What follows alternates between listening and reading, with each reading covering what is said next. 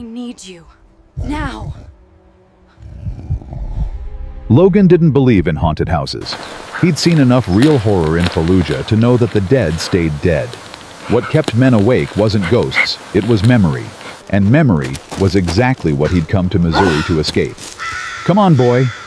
He tugged Gage's leash, but the dog planted all four paws on the porch. 100 pounds of pure stubbornness. Gage had been with him for 6 years, saved his life twice overseas, once stateside, when a driver ran a red light and the dog yanked him backward by his jacket. I'm so grateful. The animal's instincts were cleaner than any judgment Logan had left. What is it? Gage's ears pinned flat. A low whine built in his throat, not the sound of a dog sensing a squirrel or another animal. This was different. Primal. Logan followed the dog's gaze into the entry hall. Afternoon light fell through broken windows, illuminating dust that hung in the air like fog. The floorboards were warped, buckled in places. I need you. Water damage, probably. Now. The whole place smelled like rot and old paper. Nothing moved. "It's empty," Logan said. "Just us." But when he stepped inside, the temperature dropped 15 degrees. He'd bought the mansion on impulse or desperation, depending on how honest he wanted to be with himself. The county auction listing had caught his eye during a 3 a.m. scroll through foreclosure sites. Stone construction, 12 rooms, 2 acres. Starting bid 50 cents. No other bidders.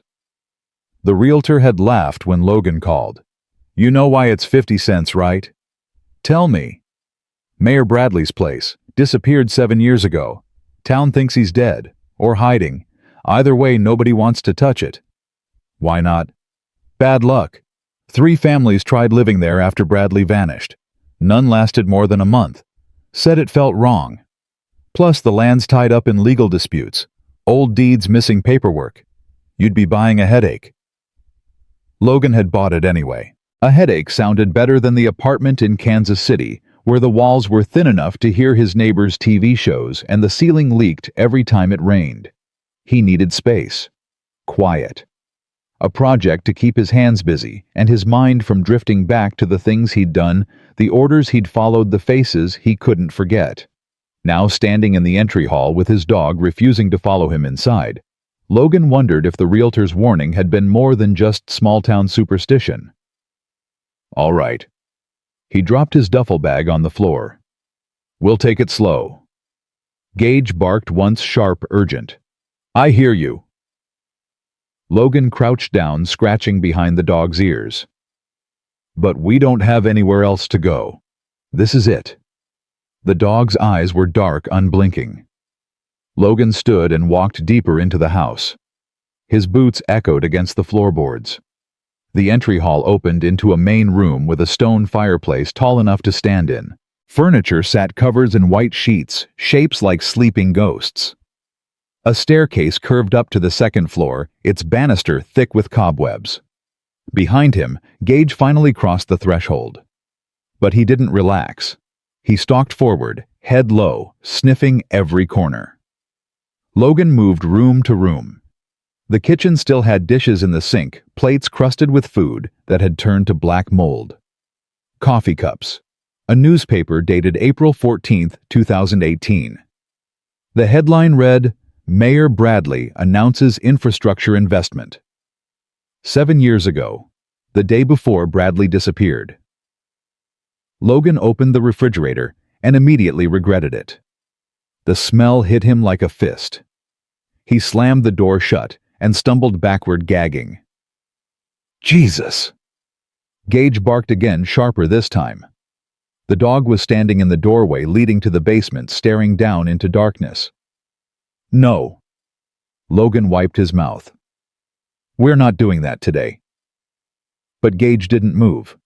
Just stood there rigid, every muscle tensed. Logan found a light switch, flipped it. Nothing. The power had been shut off years ago. He'd have to call the utility company, get everything reconnected. For now, he had a camping lantern in his truck and enough daylight left to make the place livable. He spent the next 2 hours opening windows, pulling sheets off furniture, sweeping floors.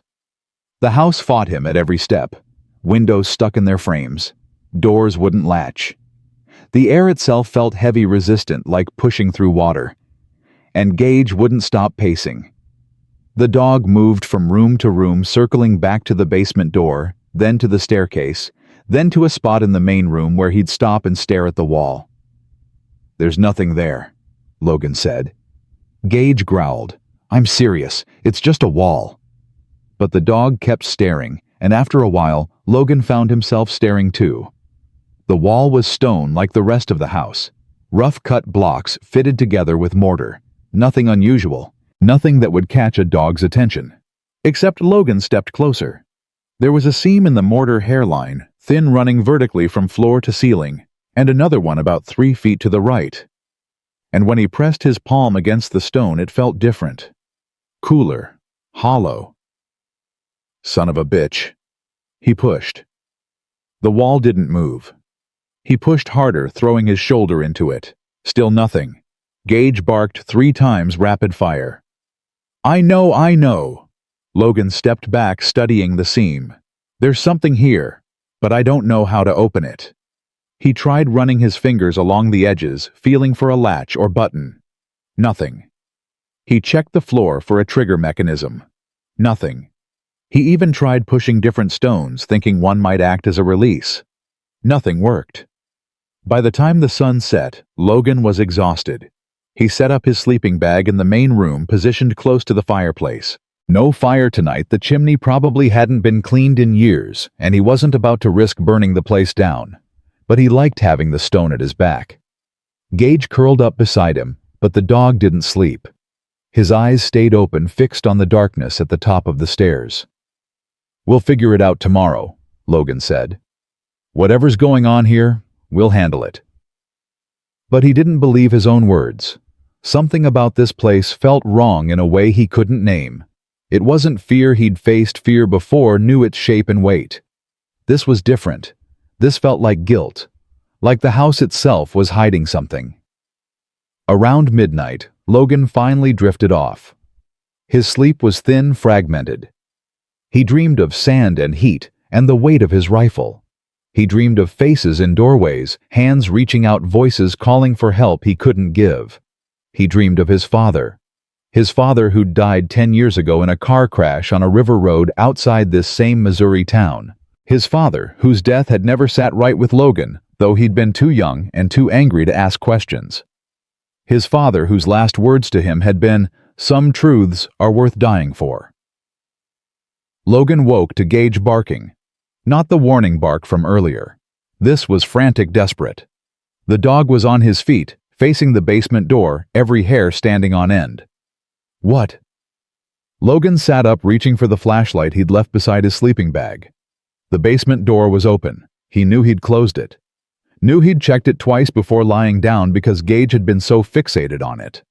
But now it stood wide open, and from the darkness below came a sound like breath. Slow. Steady. In and out. "Stay," Logan whispered to Gage, but the dog was already moving forward, drawn toward the sound. Logan grabbed his flashlight and followed.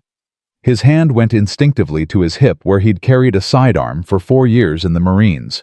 Nothing there now. Just empty air and the echo of training he couldn't shake. The stairs leading down were steep, narrow. The wood creaked under his weight. The breathing sound grew louder, except it wasn't breathing at all. It was air moving through pipes. Had to be. The house settling. Temperature changes. He reached the bottom and swept his flashlight across the basement. Dirt floor, stone walls, support beams every 6 feet thick as telephone poles. Shelves lined one wall, stacked with paint cans, old tools, boxes of nails. Nothing unusual. Except the air vent in the far corner was moving. Actually moving, the metal grate swinging open and shut like lungs. Logan crossed the basement. Gage pressed against his leg, still growling. The vent was loose. That was all. Loose screws, air pressure from somewhere in the system making it swing. Logan reached out to secure it and saw the scratches on the wall beside it. 4 deep gouges in the stone like someone had clawed at it. And below the scratches, words carved into the mortar, "Help me." Logan's breath caught. He touched the letters. They were old, worn smooth by time, but fresh enough that someone had made them within the last decade. "Who were you?" he whispered. Gage's growl turned into a whine. Logan pulled the vent free. Behind it, the ductwork extended back into darkness. But there was something else, a smell. Not decay, not rot. Something chemical. Sharp and acrid like ammonia or bleach. Cleaning solution. Someone had tried to clean something down here. He aimed his flashlight into the duct. The beam caught metal, then concrete, then a jacket. Dark green military style. Logan reached in and pulled it out, dust cascading off the fabric. The jacket was old, but well made, the kind officers wore during ceremonies. Heavy brass buttons, name stitched across the chest. H.C. Bradley. Mayor Harold Bradley. The man who'd disappeared 7 years ago. The man whose house Logan had just bought for 50 cents. The jacket had been shoved deep into the ventilation system and sealed behind a grate. Hidden. Deliberately hidden. Logan turned the jacket over. The back was stiff with something dark. He held it up to the light and his stomach dropped. Bloodstains. Old, faded to brown, but unmistakable. He didn't disappear, Logan said. Someone killed him, and someone hid the evidence. Gage barked once, then bolted back up the stairs. Logan followed, his heart pounding. When he reached the main floor, the dog was standing at the hidden wall, the one with the seam Logan had found earlier. But now the wall was open. A section of stone had swung inward, revealing a narrow staircase descending into darkness. The air that flowed out was cold and stale, untouched for years. "How did you—" Logan started, but Gage was already descending, disappearing into the black. "Damn it." Logan grabbed a second flashlight from his truck and followed the dog down. The staircase was tight, claustrophobic. The walls pressed close. Logan counted 43 steps before the stairs ended in a small room carved directly into bedrock. Filing cabinets lined the walls. A desk sat in the center, covered in papers. Maps hung on the walls, sections circled in red marker. Photographs were pinned to a corkboard, faces Logan didn't recognize, but every photo had a name written below it in neat block letters. This wasn't just a hidden room. It was an archive, a command center. And it was filled with evidence. Logan approached the desk. The papers were organized into folders, each labeled with a date and location. He opened the first one and found land deeds, purchase agreements, transfer documents. All signed by Harold Bradley. All processed through the county clerk's office. But something was wrong with the signatures. Logan wasn't a handwriting expert, but even he could see the inconsistencies. Different pressure, different slant. These weren't all signed by the same person. They were forgeries. He opened another folder. This one contained photographs. Aerial shots of properties around the county. Small farms mostly. Rural land that hadn't been developed. Each photo had a red X marked over it and a date written in the margin. The dates corresponded to the deeds in the first folder. Bradley hadn't just been a corrupt mayor. He'd been stealing land. Forging documents, erasing ownership, reselling properties that didn't belong to him. And he'd been doing it for years. Logan pulled out another folder and froze. Inside was a photograph of a man standing in front of this very mansion. The photo was old, taken maybe 15 or 20 years ago. The man was young, early 30s, wearing work clothes and a faded baseball cap. Logan recognized him immediately. It was his father. Miles Hart. His hands started shaking. He flipped through the rest of the folder. Letters, memos, email printouts. All correspondence between Miles Hart and Harold Bradley. His father had worked for Bradley. Not directly, Miles had been a county land surveyor contracted to verify property lines and file official reports. But according to these letters, he'd discovered the forgeries, found the pattern, and he'd confronted Bradley about it. The last letter in the folder was dated 3 weeks before his father's death. Mayor Bradley, I've given you multiple opportunities to correct these records. The families you've displaced deserve their land back. If you won't act, I'll take this evidence to the state attorney general myself. This isn't a threat, it's a promise. Miles Hart. Logan's vision blurred. He read the letter again, and then a third time, trying to make sense of it. His father hadn't died in an accident. Bradley had killed him. Or had him killed. And then Bradley had kept all the evidence here in this hidden room like trophies. Dad. The word came out broken. Jesus Christ, Dad. Gage pressed against his leg, whining softly. Logan wiped his eyes and kept searching. There had to be more. If Bradley had kept his father's letters, he'd kept everything else too. Every crime, every victim, he found it in the bottom drawer of a filing cabinet. A ledger, handwritten entries going back 30 years. Names, dates, amounts. Some entries were marked with a simple check mark. Others had a red X. Logan's father's name appeared 3 times. The last entry was marked with an X and a note. Resolved. 10/12/2015. The date of the car crash. But there were other names too. Dozens of them. People Logan didn't know but whose stories were written in terse business-like notes. J. Morrison refused buyout. Resolved. 3/4/2008. K. Chen filed complaint with county. Resolved 7/19/2011. R. Washington contacted journalist. Resolved 11/2/2013. Resolved. A clean word for murder.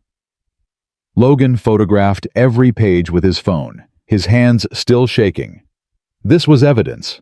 Real evidence. The kind that could bring down everyone involved in Bradley's operation, assuming anyone was still alive to prosecute. But then he found the last folder. This one was newer. The papers inside were printed on modern letterhead. County Clerk's Office, Sheriff's Department, State Land Commission, all dated within the last 7 years. After Bradley's disappearance, the operation hadn't stopped. Someone had taken over. Someone was still running the same scheme, forging the same documents, erasing the same families. And that someone had been inside this house recently. Logan looked at the dust patterns on the desk. Clean rectangles where papers had been moved. Fresh fingerprints on the filing cabinet handles. A coffee cup sitting on the desk empty, but with residue still wet enough to smell. Someone had been here. Today, while Logan was upstairs. Or maybe they were still here. Gage's ears pricked forward. The dog turned toward the staircase, a growl building deep in his chest. Footsteps. Above them. Slow and deliberate. Logan killed his flashlight. Darkness swallowed the room. He felt his way to the stairs, Gage pressed tight against his leg. The footsteps crossed the main floor, stopping at the hidden entrance. Logan held his breath. A light appeared at the top of the stairs. Flashlight beam cutting through the dark, sweeping left to right. "I know you're down there." The voice was male rough. "And I know what you found." Logan didn't answer. His mind was racing, calculating angles, exit routes. But there was only one way out up those stairs past whoever was blocking them. "Logan Hart," the voice continued. "Miles Hart's boy. I remember you. Came to your daddy's funeral. Nice service. Sad story." Logan's jaw tightened. "You shouldn't have come here," the man said. "This house was supposed to stay empty, supposed to stay forgotten." "Who are you?" A pause. Then, "Someone who finishes things." The light started descending, slow steps one at a time. Logan looked around the room desperate. No other exits, no windows, nothing but stone walls and filing cabinets, and... His hand closed around a metal pipe leaning against the wall. Some kind of support rod, maybe 3 feet long, heavy enough to do damage. Gage's growl turned into a snarl. "Easy," Logan whispered. The footsteps reached the bottom. The flashlight beam swept across the room, catching Logan square in the face. "There you are." Logan swung the pipe. The man dodged, but not fast enough. The pipe caught his shoulder, spinning him sideways. His flashlight clattered to the ground. Gage lunged. The dog hit the man's center mass, driving him backward into the wall. There was a shout, then a gunshot deafening in the confined space. Logan dove for the stairs.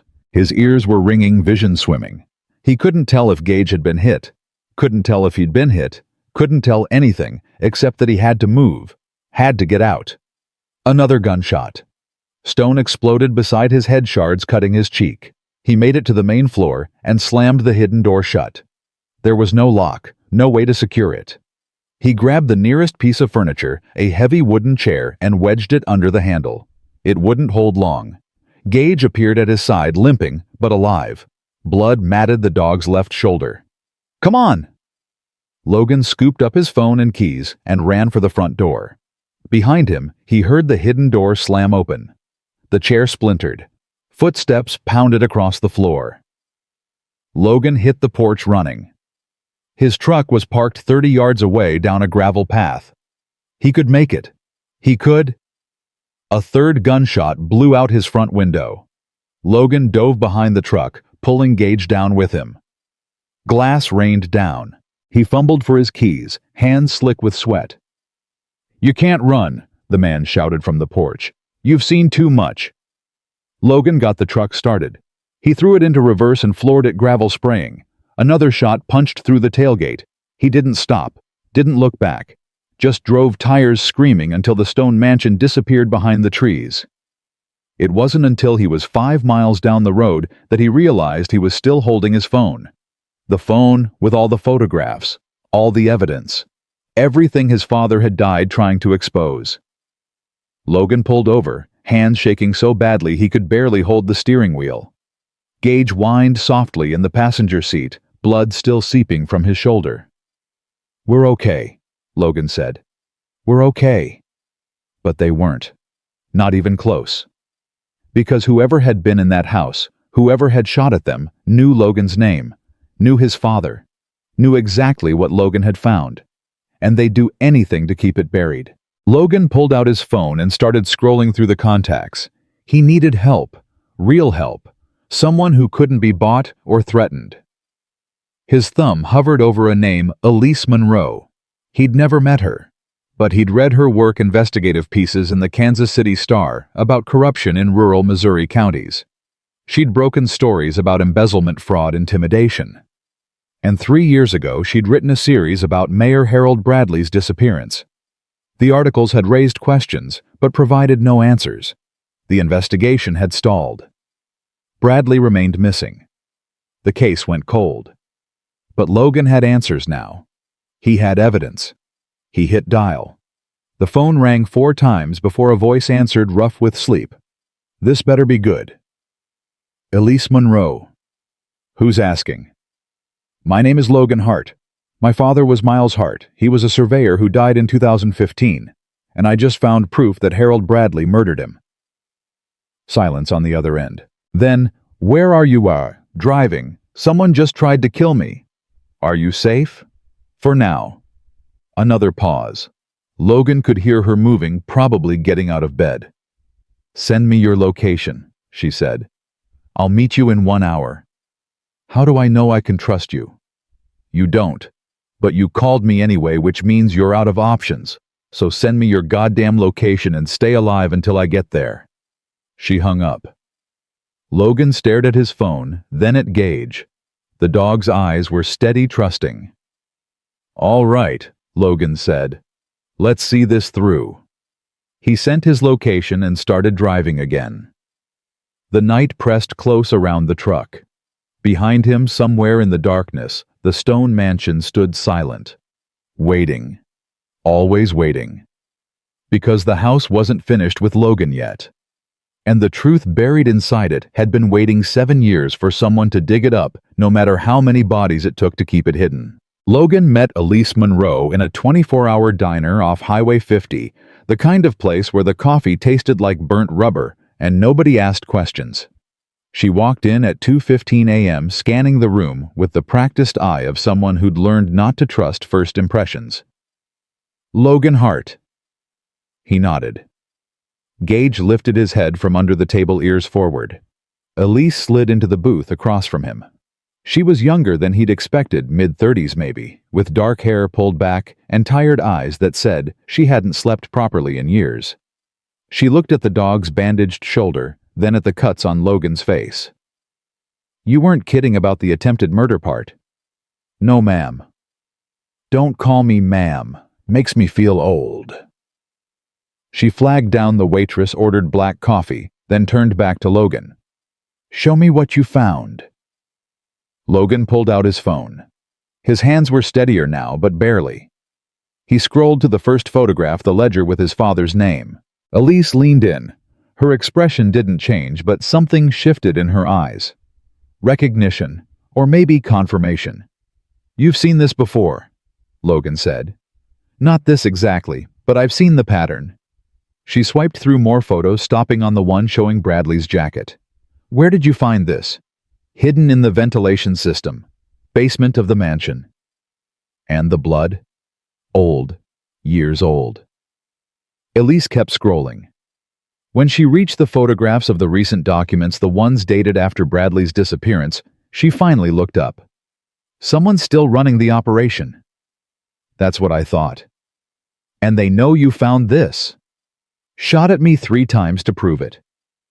The waitress brought coffee. Neither of them touched it. Elise set the phone down between them. I need you to understand something.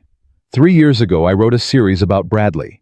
Interviewed 50 people. Compiled evidence. Got close. Real close to proving he'd orchestrated a land fraud scheme that displaced over 30 families. What happened? My editor killed the story. Said we didn't have enough to go to press without getting sued into oblivion. 2 weeks later, my car was run off the road. No witnesses, no suspects. I spent 6 weeks in the hospital. Logan's jaw tightened. They tried to kill you. They tried to scare me. It worked. She picked up her coffee, stared at it, set it back down. I've been sitting on this story for 3 years, waiting for the right moment, for the right evidence. And now you have it. Now we have it. But we need more than photographs. We need corroboration, witnesses, a direct link between the current operation and someone we can name. The man who shot at me, he knew my name, knew my father. Did you see his face? Logan shook his head. Too dark. But his voice may be 40s, 50s. Local accent.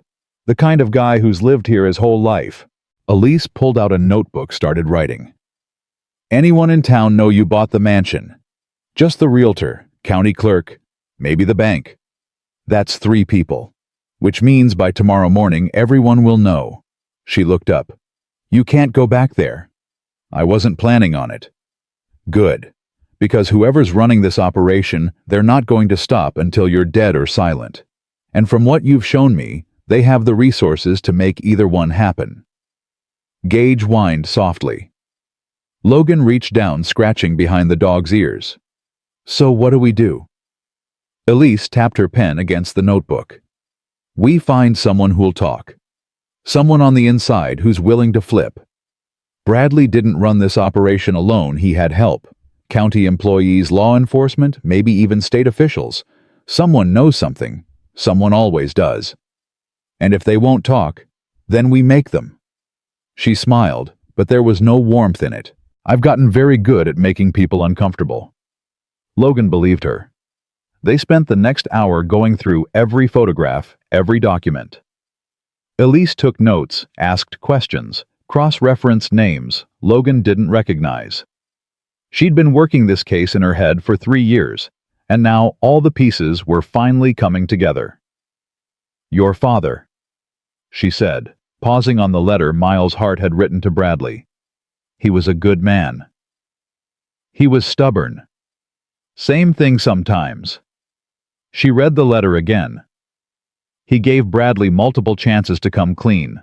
That takes integrity. Got him killed. No, Bradley got him killed. Don't confuse the two. Logan looked away. Through the diner window, the highway stretched empty in both directions. Somewhere out there, the stone mansion sat in darkness, filled with secrets that had already cost too many lives. There's something else, Elise said. Something I haven't told anyone. Logan turned back. 6 months ago, I got an anonymous email. No return address sent through some kind of encryption service. Just 3 words, Bradley never left. What does that mean? I don't know. I tried tracing it, but whoever sent it knew how to cover their tracks. I assumed it was a crank, someone messing with me because they knew I'd written about Bradley. But now you're not sure. Now I think someone was trying to tell me where to look.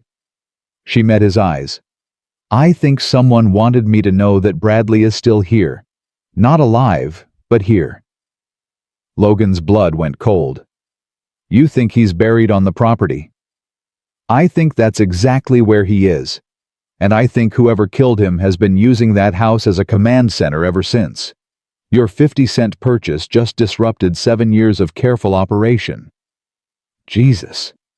Which is why they tried to kill you, and why they won't stop trying. Elise closed her notebook. We need to move fast, before they have time to destroy evidence or disappear. How fast? 24 hours, maybe less. Gage's ears suddenly pricked forward, the dog's gaze fixed on the diner entrance, a low growl building in his chest. Logan followed the dog's stare. A patrol car had pulled into the parking lot. County Sheriff's Department. Single officer taking his time getting out. You expecting company? Elise asked quietly. No. The officer walked toward the diner entrance. 30-something broad-shouldered with the kind of confidence that came from knowing everyone in town was scared of your badge. He pushed through the doorbell jingling, and his eyes went straight to Logan's booth. Logan Hart. Logan's hand dropped under the table resting on Gage's back. That's me. Deputy Warren. Got a call about a disturbance at the old Bradley place. You know anything about that? What kind of disturbance? Gunshots. Broken windows. Fresh tire tracks tearing up the driveway. Warren's hand rested on his belt close to his weapon. Someone said they saw a truck matching your description leaving the scene around midnight. Elise spoke before Logan could answer.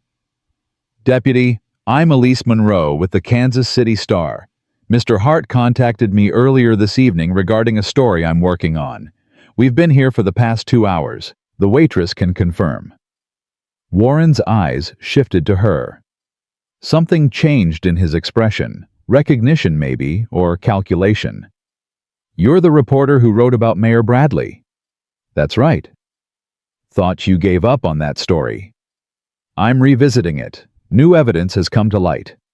Warren's jaw tightened. What kind of evidence? The kind I'll be happy to discuss with your sheriff, during business hours, with my attorney present. The deputy took a step closer. His hand was definitely on his weapon now. Mr. Hart, I'm going to need you to come down to the station. Answer some questions about what happened tonight. Am I under arrest? Not yet. Then I'm not going anywhere. Warren's face darkened. You're trespassing on private property. Destruction of said property. Possibly armed assault. I've got plenty of reasons to bring you in. Gage's growl turned into a snarl. The dog stood, hackles raised. Control your animal, Warren snapped. Logan kept his voice level. He's controlled, just doesn't like being threatened. I'm not threatening anyone. I'm doing my job. Elise leaned back in the booth. Deputy, are you aware that the property in question was legally purchased by Mr. Hart at a county auction 3 days ago, deed filed with the clerk's office, all taxes paid in full? That doesn't give him the right to. It gives him every right to be on his own property. And if someone fired shots at him while he was there, that's attempted murder. Which means you should be investigating the shooter, not harassing the victim. Warren's hand tightened on his belt. For a moment, Logan thought the deputy might actually draw his weapon. The diner had gone completely silent. The waitress had disappeared into the kitchen. The only other customer, an old man at the counter, was staring very hard at his pie. Then, Warren's radio crackled. A dispatcher's voice, scratchy and urgent. All units, we have a 1070 at the old quarry on Route 19. Fire department en route. Possible structure collapse. Warren grabbed his radio. Copy that. What's the situation? Unknown. Anonymous call reported an explosion. No injuries reported yet. The deputy looked back at Logan and Elise, suspicion hardening in his eyes. "Don't leave town," he said, then turned and walked out. They waited until the patrol car pulled away before speaking. "That was close," Elise said. "Too close." Logan's heart was still hammering. He knew something. The way he looked at us, he's involved. Maybe. Or maybe he's just following orders from someone who is. She pulled out her phone, started typing. "The quarry on Route 19, that's the one you found in Bradley's notes, isn't it?" Logan checked his photos. Site B, marked as a dumping ground. And now, there's a fire. Elise's fingers moved faster across her screen. That's not a coincidence. Someone's destroying evidence. Or sending a message. Both. She grabbed her jacket. "Come on." "Where are we going?" "To see what they're trying to hide." Logan stood Gage pressing against his leg. "That's insane. Every cop in the county will be there." "Exactly. Which means we'll blend right in. Concerned citizens checking out the commotion." She was already heading for the door. "Unless you'd rather sit here and wait for Deputy Warren to come back with a warrant." Logan dropped cash on the table and followed her out. The drive to the quarry took 15 minutes. They could see the smoke before they saw the fire-thick black columns rising against the night sky. By the time they arrived, 3 fire trucks were already on scene, along with half a dozen patrol cars, and what looked like the entire volunteer fire department. Elise parked on the access road far enough back to avoid attention. They got out and walked closer, joining the small crowd of onlookers who'd gathered to watch the show. The quarry was massive, a crater carved into bedrock decades ago, now filled with rusted equipment and abandoned structures. One of those structures was currently engulfed in flames. Some kind of office building or storage facility, its roof already collapsed walls buckling. "That's where the records were," Logan said quietly. "Has to be." Elise was filming on her phone. "Look at the firefighters. They're not trying very hard to save it." She was right. The crews had their hoses aimed at the blaze, but their water pressure was weak, almost token. Like they were following procedure without actually trying to stop the fire. "Someone gave them orders to let it burn," Logan said. "Which means someone very high up is orchestrating this." Elise lowered her phone. "We need to get closer. See if there's anything left to salvage." "You're joking." "Do I look like I'm joking?" She didn't. Logan studied the scene. Most of the attention was focused on the burning building. But around the perimeter of the quarry, the darkness was thick enough to hide movement. "Gage," he said. The dog looked up. "You up for this?" Gage's tail wagged once. They circled around the crowd, keeping to the shadows. The quarry's edge was lined with old chain-link fence, rusted and sagging in places.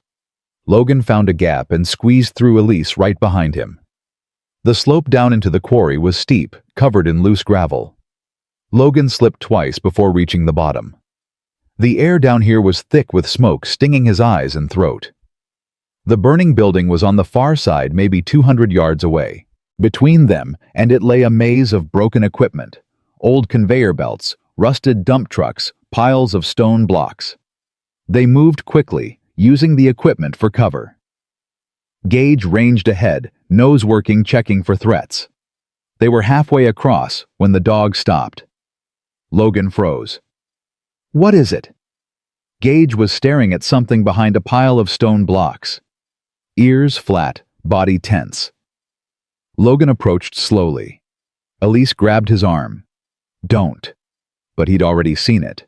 A body. Male. Face down in the gravel. Fresh blood pooling around the head. Logan knelt down, checked for a pulse. Nothing. The man had been dead less than an hour, body still warm. "We need to go," Elise whispered. "Now." Logan turned the body over. The man's face was familiar, the same build, the same age as the shooter from the mansion. But it wasn't the same person. This man was older, grayer, and he was wearing a county clerk's uniform. "Robert Chen," Elise said, reading the name tag. "Deputy clerk. I interviewed him 3 years ago for my Bradley story." He's one of the names in the ledger, Logan said. Bradley had him listed as an accomplice. Past tense. Elise was already backing away. They're cleaning house. Everyone who knew about the operation, everyone who could testify, they're eliminating them. Logan stood. His mind was racing. If they were killing their own people, that meant gunfire erupted from the darkness. Logan hit the ground, dragging Elise down with him. Bullets sparked off the stone blocks, ricocheting in all directions. Gage barked, positioning himself between Logan and the shooter. Move! Logan scrambled toward better cover. More shots. One grazed his shoulder, burning like a brand. They made it behind an old dump truck. Logan pressed his hand to his shoulder, felt blood seeping through his shirt. How bad? Elise asked. I'll live. More gunfire. This time from multiple directions. At least 3 shooters, all converging on their position. We're trapped, Elise said. Logan looked around desperately. The burning building was behind them, the quarry wall ahead, the shooters closing in from both sides. Gage barked 3 times, sharp and urgent, then bolted toward the quarry wall. He's found something, Logan said. Come on. They ran after the dog. Bullets chased them, chipping stone, punching through metal. Logan's shoulders screamed with every step. Gage disappeared into a gap in the quarry wall, some kind of drainage tunnel, half collapsed but still passable. Logan shoved Elise through first, then squeezed in after her. The tunnel was tight, barely 3 feet high. They crawled forward in complete darkness, the sounds of pursuit echoing behind them. The tunnel seemed to go on forever. Logan's shoulder was on fire. His hands and knees were bleeding from the rough stone. Behind them, flashlight beams swept through the entrance. They're coming, Elise gasped. Then Gage barked ahead of them, not behind. Light appeared, not artificial light. Moonlight. They burst out of the tunnel onto the far side of the quarry, away from the fire and the shooters. A service road ran along the ridge. Elise's car was half a mile away, but they could make it. They ran. Behind them, shouts. More gunfire. But the shooters were still in the quarry, still trying to navigate the tunnel. They reached Elise's car and threw themselves inside. She gunned the engine, and they tore down the access road, gravel spraying. It wasn't until they were 5 miles away that Logan finally let himself breathe. Robert Chen, he said. They killed him to keep him quiet. Which means they're willing to kill anyone who threatens them. Elise's hands were white-knuckled on the steering wheel. We can't trust anyone in that town. Not the sheriff, not the clerks, not anyone. So what do we do? Elise was quiet for a long moment. Then, we go over their heads. State police, FBI. Someone who doesn't have skin in this game. You think they'll listen? Not without ironclad proof. Which means we need more than photographs. She glanced at him. We need a witness. Someone who'll testify to what Bradley was doing, what this organization is still doing. Everyone who knew is either dead or trying to kill us. Not everyone. Elise pulled out her phone, scrolled through old contacts. 3 years ago, I interviewed a woman named Sarah Morrison. Her father was James Morrison, one of the names in Bradley's ledger. He died in 2008.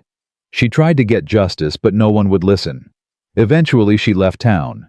But if anyone knows where bodies are buried, literally or figuratively, it's her. Where is she now? Last I heard, she was living in St. Louis, working as a paralegal. Elise found the number. I'm calling her. The phone rang 6 times before a groggy voice answered. Hello? Sarah Morrison. This is Elise Monroe. We spoke 3 years ago about your father. A pause. Then, I told you everything I know. I can't help you. Sarah, listen to me. I have evidence. Real evidence that proves your father was murdered. That proves Harold Bradley was running a criminal organization that's still operating today. I need you to know. The word was sharp, frightened. I'm done. I have a life now, a family. I can't go back to that. They're killing people, Sarah. They killed a county clerk tonight. They tried to kill me and the man I'm with. If we don't stop them, then someone else will die. Someone always does. But it won't be me. I'm sorry." The line went dead. Elise stared at her phone. Damn it! Logan's shoulder throbbed. Blood had soaked through his shirt, dripping onto the seat. "We need to get this looked at." "No hospitals. They'll report the gunshot wound." "Then what?" Elise made a decision. "I know someone. Former EMT, lives off the grid. Owes me a favor."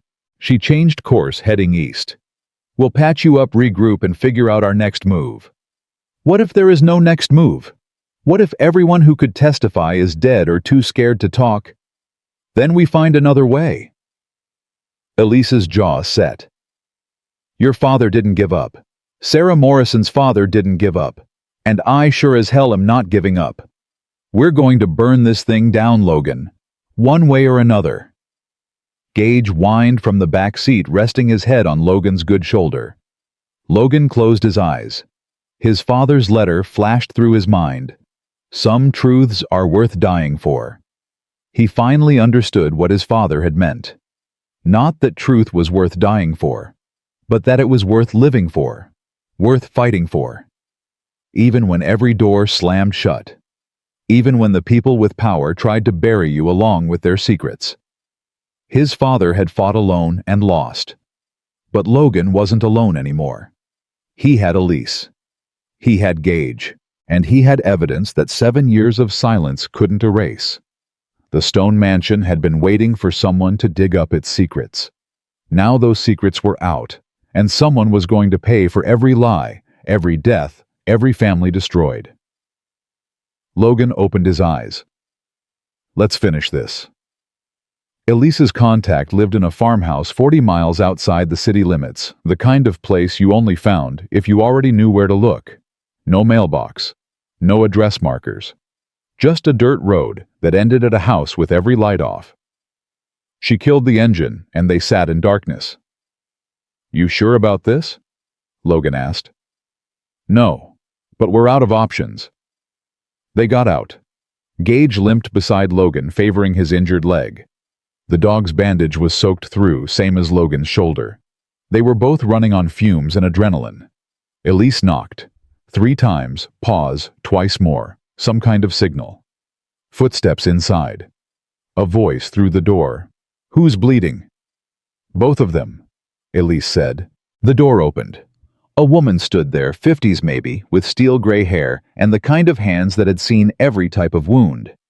She looked at Logan's shoulder, then at Gage. "Gunshots." "Yes, ma'am." "Don't call me ma'am. I'm Rachel." She stepped aside. "Get in here before someone sees you." They followed her to a kitchen that doubled as a makeshift clinic. Supplies stacked on counters. Suture kits in neat rows. The smell of antiseptic thick enough to taste. "Sit," Rachel said, pointing to a chair. "Dog first." Logan started to protest, but Rachel was already examining Gage's shoulder. Her touch was gentle, practiced. The dog whined, but didn't pull away. Through and through, clean. He's lucky. She pulled out supplies, started cleaning the wound. "You, on the other hand..." She glanced at Logan. "That shoulder's going to need stitches." "I've had worse." "I'm sure you have."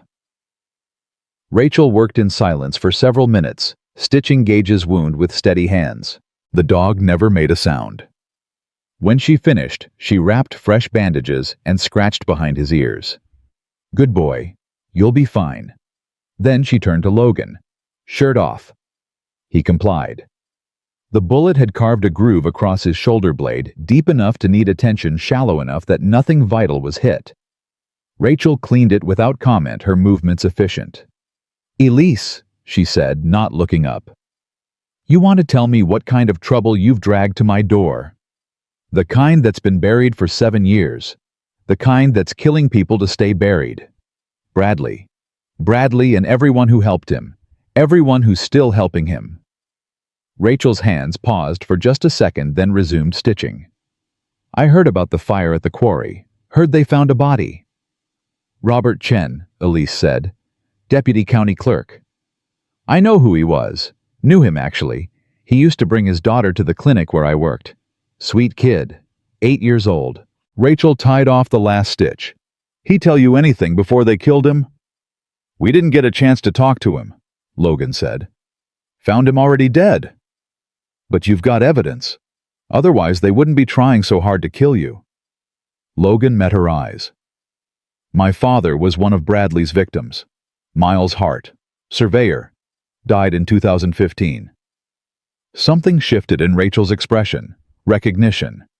I remember that accident. Everyone said it was tragic. Bad weather, slick roads. She finished bandaging Logan's shoulder. But I saw the body when they brought him to the morgue. I was working there then before I got tired of the politics and moved out here. Logan's pulse quickened. What did you see? Injuries that didn't match the story. Your father's car went off the road into a river right. Drowned. That's what they told me. Except he had blunt force trauma to the back of his skull, fresh bruising on his wrists, like he'd been restrained. And his lungs. Rachel's jaw tightened. His lungs showed signs of asphyxiation before the drowning. The room tilted. Logan gripped the edge of the chair. Someone beat him, tied him up, suffocated him, then staged the accident to make it look natural. That's what I thought. That's what I told the medical examiner. Rachel's voice went flat. He told me I was mistaken, that I'd misread the injuries. 3 days later I was fired. No explanation. No severance. Just gone. Elise had her phone out recording. Did you keep any records? Copies of the autopsy report. Photographs. Everything they tried to bury. Rachel pulled a file box from under the sink. I've been carrying this for 10 years waiting for someone to actually give a damn. She handed the box to Elise. Inside were dozens of documents, autopsy reports, injury photographs, toxicology results.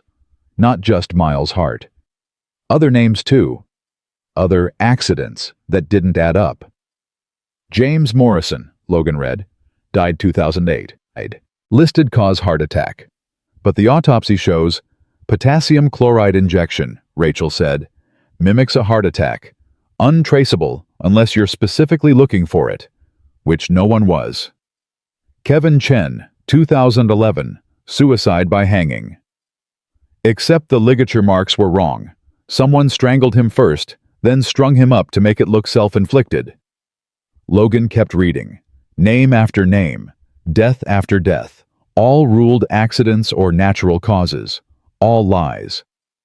How many? He asked. 17 that I documented personally, probably more I never saw. Rachel sat down heavily. I tried going to the state police. They told me I was a disgruntled employee making false accusations.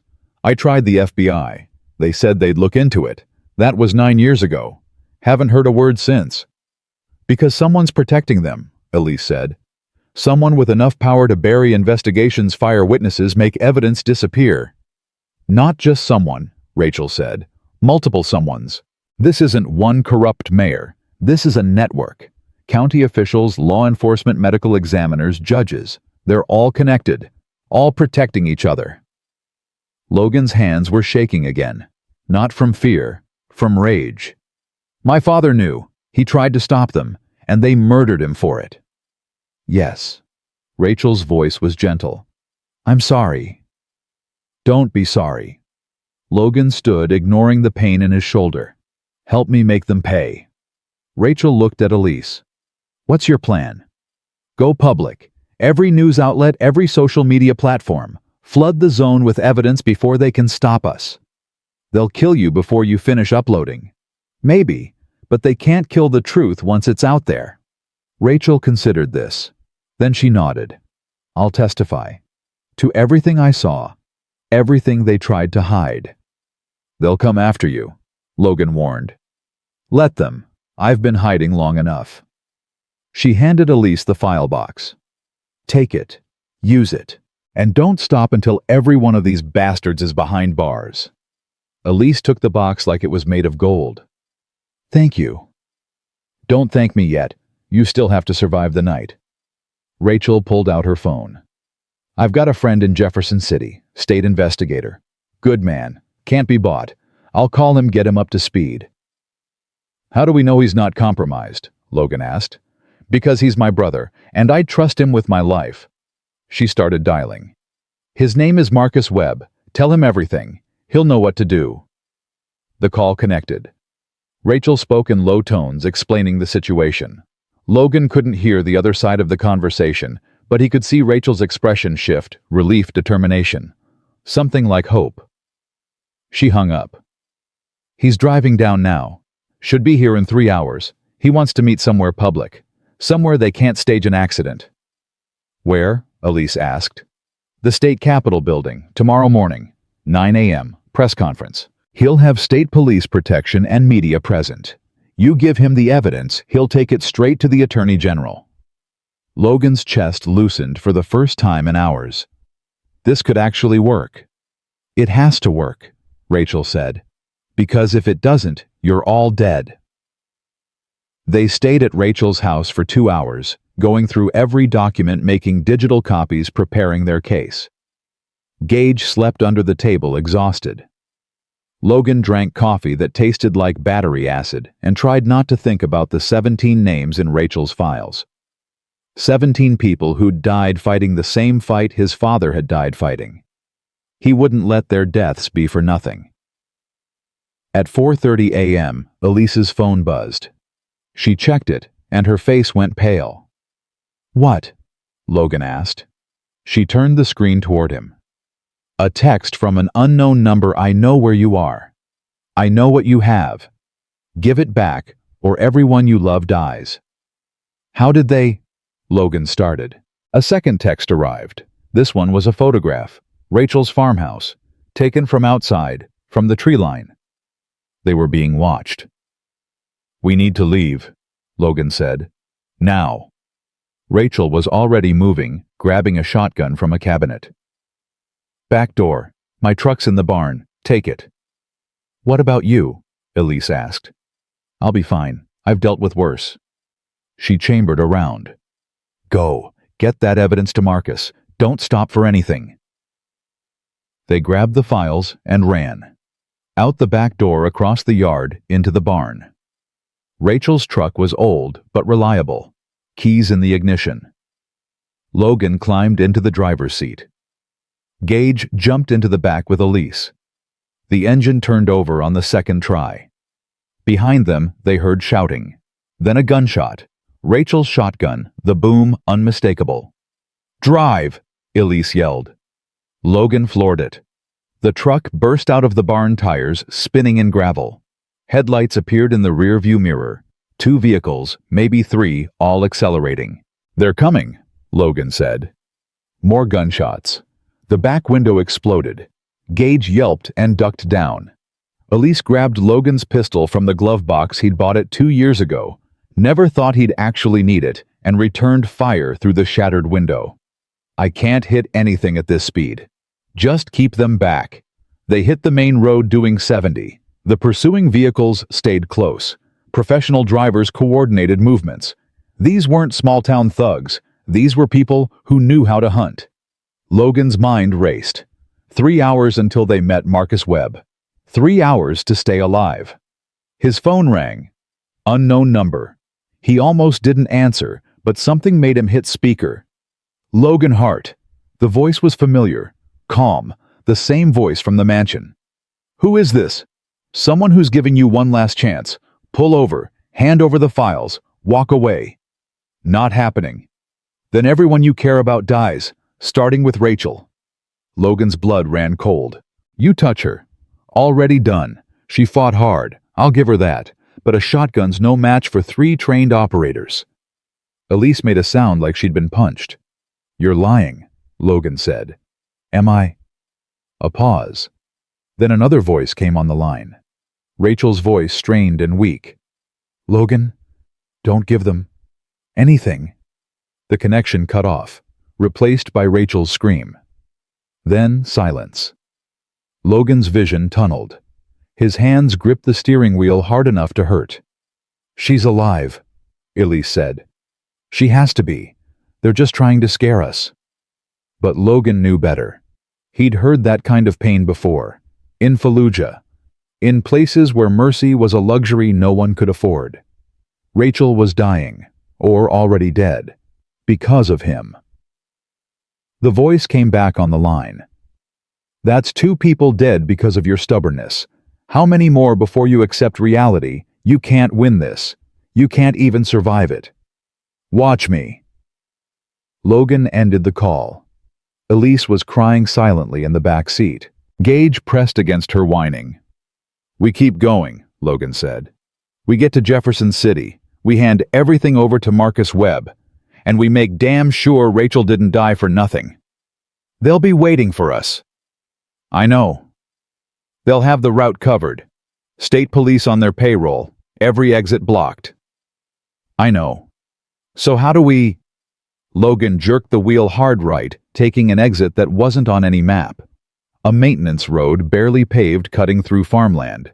The pursuing vehicles overshot the turn, had to brake and reverse. Where does this go? Elise asked. No idea, but it's not where they expect us to go. They drove in darkness, headlights off, navigating by moonlight. The road twisted through fields and forests, sometimes disappearing entirely.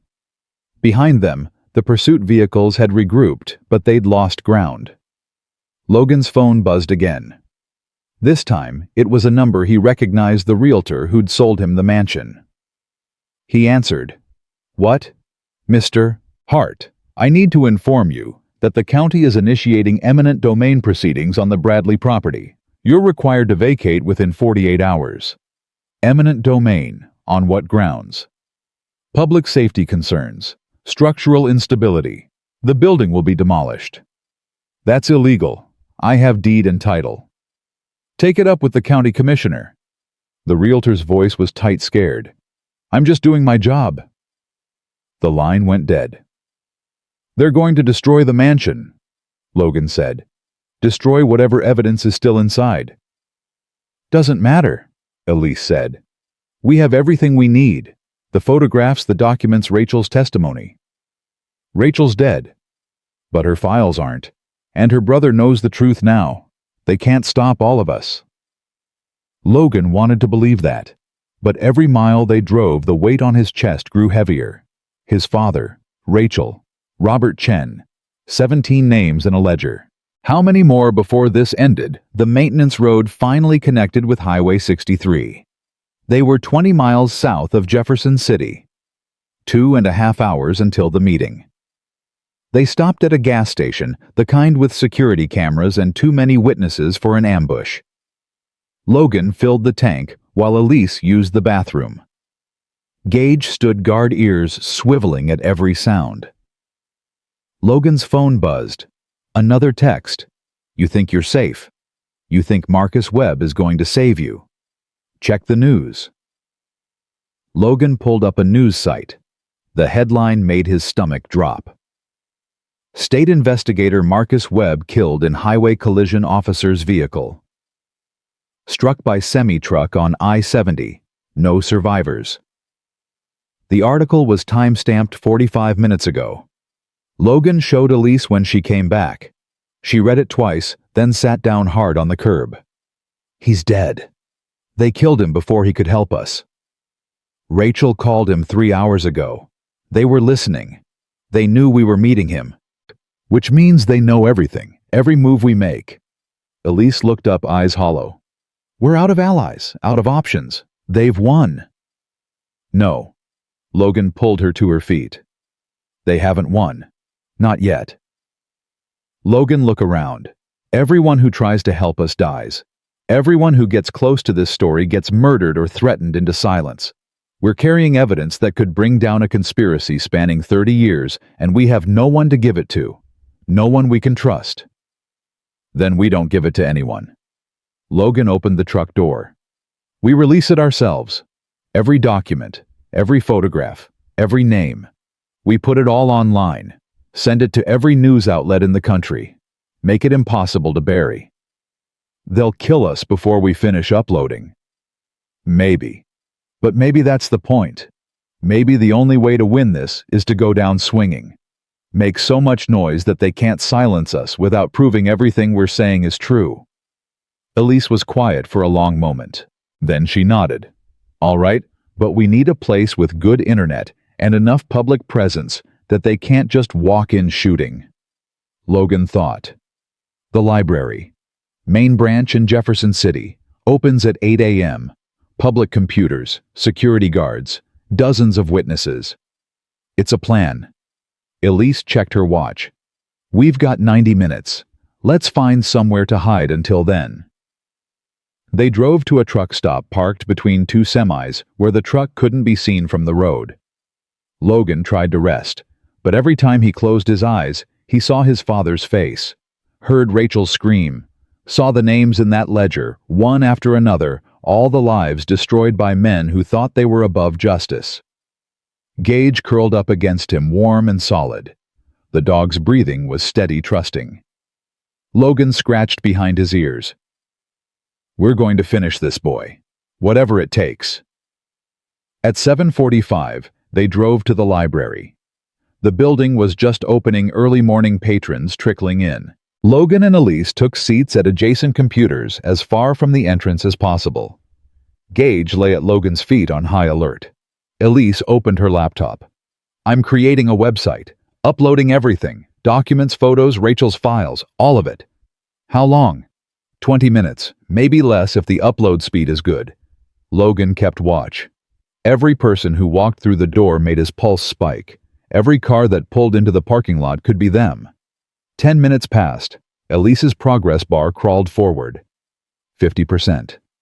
60. Logan's phone buzzed. Another unknown number. He answered without thinking. Final offer, the voice said. You have 10 minutes to delete everything and disappear. If you don't, I'll kill the girl. What girl? Sarah Morrison. Lives at 2847 Maple Street, St. Louis. Has a 7-year-old daughter named Emma. They're at the playground right now. Swings near the oak tree. Sarah's wearing a blue jacket.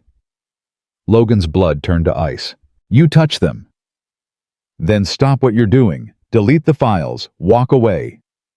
Elise looked up from her laptop. Who is it? Logan covered the phone. They have Sarah Morrison and her daughter. Elise's face went white. The woman I called last night. They were listening. They tracked her down. Logan's mind raced. How far is St. Louis from here? 2 hours, maybe more. We don't have 2 hours.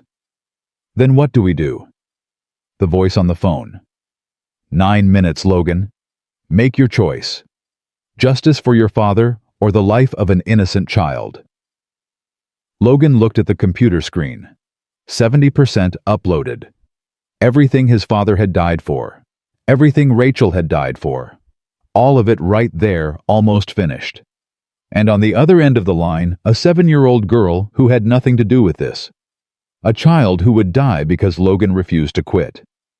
His hand moved toward the keyboard. Don't, Elise whispered. Don't you dare. There's a kid. There are always kids, always innocent people caught in the crossfire. If we stop now, they win.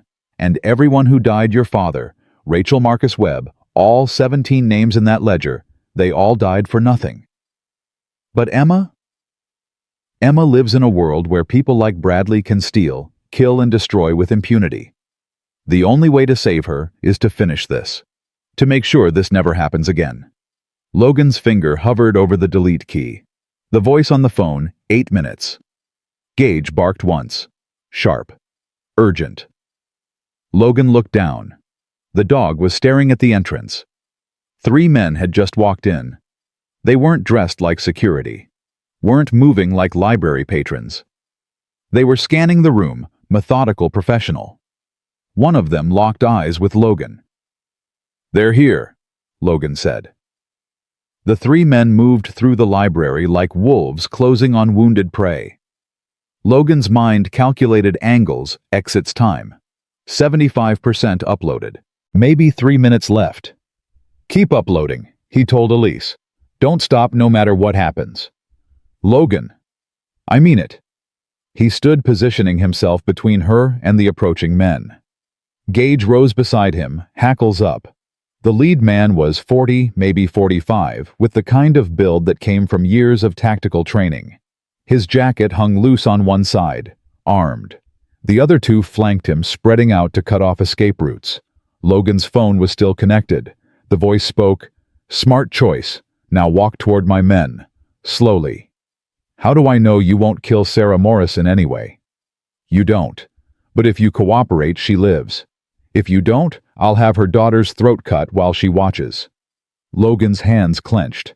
Every instinct screamed to fight, to charge forward, to make them pay. But that 7-year-old girl, Logan. Elise's voice was steady. 80%, 2 minutes. The lead man pulled his jacket back, not drawing his weapon, just showing it. A warning. Behind Logan, someone gasped. A librarian had noticed the gun. She reached for her phone. "Don't," the man said. Not loud. But every person in that section heard it. The librarian froze. "Everyone stay calm," the man continued. "We're federal agents conducting an investigation. No one needs to get hurt." Lies. But effective lies. People were already backing away, giving them space. Logan took a step forward, then another, drawing the men away from Elise, giving her time. The lead man smiled. "That's right. Nice and easy." Logan was 10 feet away now, close enough to see the man's eyes, cold, professional, empty of anything resembling mercy. "The phone," the man said. "End the call. Put it on the floor." Logan's thumb hovered over the screen. The voice was still there, listening, waiting. He ended the call, set the phone down. "Good. Now the files. Where are they?" "Uploading to a dozen different servers. Even if you stop us here, it's too late." "We'll see about that." The man gestured to one of his partners. "Get the laptop." The second man moved toward Elise. She didn't look up, fingers still flying across the keyboard. 85%. 90. Logan's body moved before his brain caught up. He lunged forward, grabbed the lead man's gun hand, twisted. The weapon clattered to the floor. Gage attacked. The dog hit the second man's center mass jaws, clamping onto his forearm. The man screamed. Chaos erupted. People ran. Someone pulled a fire alarm. The piercing wail drowned out everything else. Logan and the lead man grappled. The man was trained, experienced, but Logan had 8 years of Marine combat training and nothing left to lose. He drove his elbow into the man's ribs, heard something crack, followed with a knee to the groin. The man dropped. The third man drew his weapon. Logan dove behind a bookshelf as shots rang out. Books exploded, paper and binding flying. "Police are coming," someone shouted. That's when Logan understood. That's what they'd been counting on. Not killing him in the library, too many witnesses, too much risk. But creating enough chaos that local police would respond, would take Logan into custody, would hand him right over to the people who wanted him dead. "Elise," he shouted, "we need to go. 95%. More gunshots." The third man was advancing, using the bookshelves for cover. Logan grabbed a fallen computer monitor, hurled it. The man ducked, and Logan rushed him, closing the distance before he could aim again. They hit the ground together. Logan's injured shoulder screamed, but he ignored it. He couldn't let this man get back up. Couldn't let him reach Elise. His fist connected with the man's jaw once, twice, 3 times. The man went limp. Logan grabbed the gun and ran back to Elise. Gage was still holding the second man down, growling through clenched teeth. "Done." Elise slammed her laptop shut. "It's live. Everything. The website's active files are uploading to backup servers. I sent links to 50 different news outlets." "Then we move. Now." They ran for the emergency exit alarm, still screaming. Behind them, sirens approached. The lead man was getting to his feet, shouting into a radio. They burst outside into morning sunlight. The truck was parked 3 rows back. Logan fumbled for the keys. A squad car pulled into the parking lot, lights flashing. "Stop right there." The officer was out of the vehicle, weapon drawn. "On the ground. Now." Logan raised his hands. "Officer, those men inside, they're not federal agents. They're killers. They murdered a state investigator named Marcus Webb last night. I sat on the ground. 2 more squad cars arrived. 4 officers now, all with weapons drawn. No way out. No way forward." Logan looked at Elise. She met his eyes, understanding passing between them. They'd gotten the evidence out. Whatever happened now, the truth was spreading. Every second they delayed gave it more time to propagate, more time for people to download and share before anyone could stop it. "On the ground," Logan said quietly. "Do what they say." They knelt, hands behind their heads. Gage pressed against Logan's side, whining. The officers moved in. Handcuffs clicked shut. Logan's shoulder blazed with pain as they wrenched his arms back. "Logan Hart, you're under arrest for assault, illegal possession of a firearm, and destruction of property." "Call the FBI," Elise said. "Call the Attorney General. We have evidence of—" "Save it for booking." They were hauled to their feet. Logan watched as the 3 men from the library emerged, looking worse for wear, but very much in control. The lead man approached one of the officers, showed some kind of credentials. "These 2 are wanted in connection with a federal investigation. We'll take custody." "We need to process them first," the officer said. "Protocol." "This supersedes protocol." The man's voice hardened.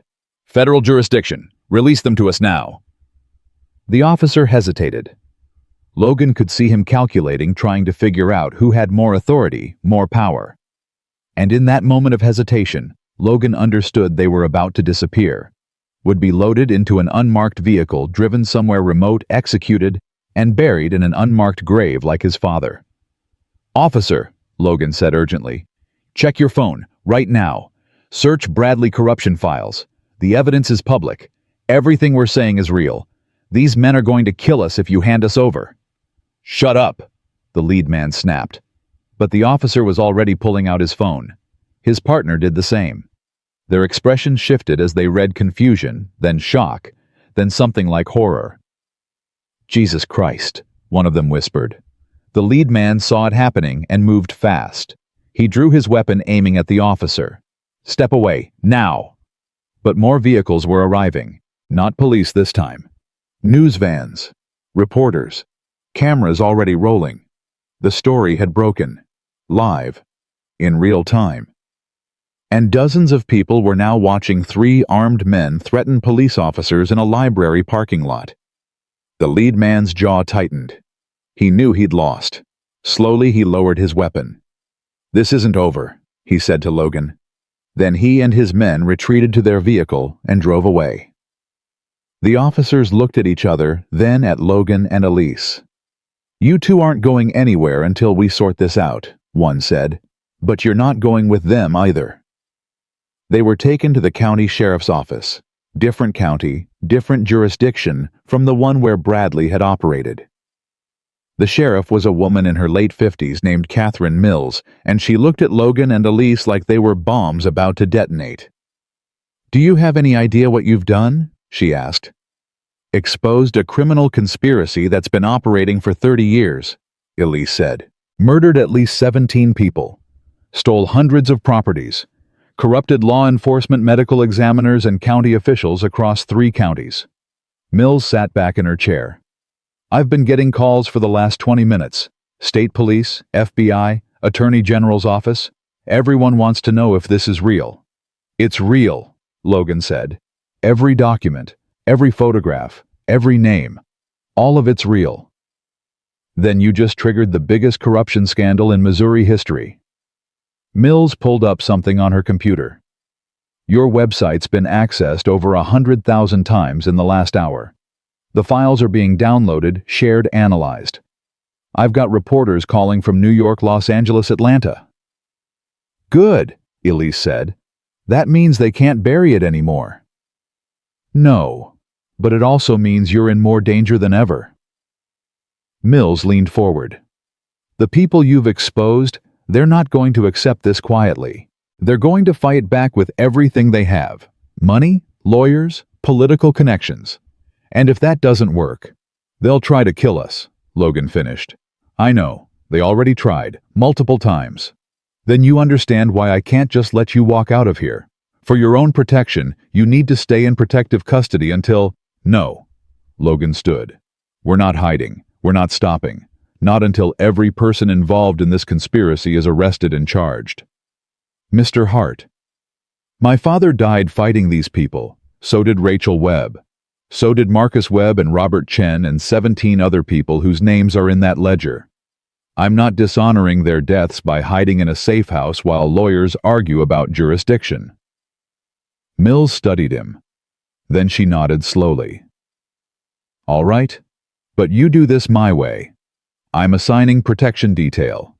2 deputies armed with you at all times. You go nowhere alone. You talk to no one without my approval. And the first sign of trouble, you do exactly what my people tell you. Understood. Understood. Good.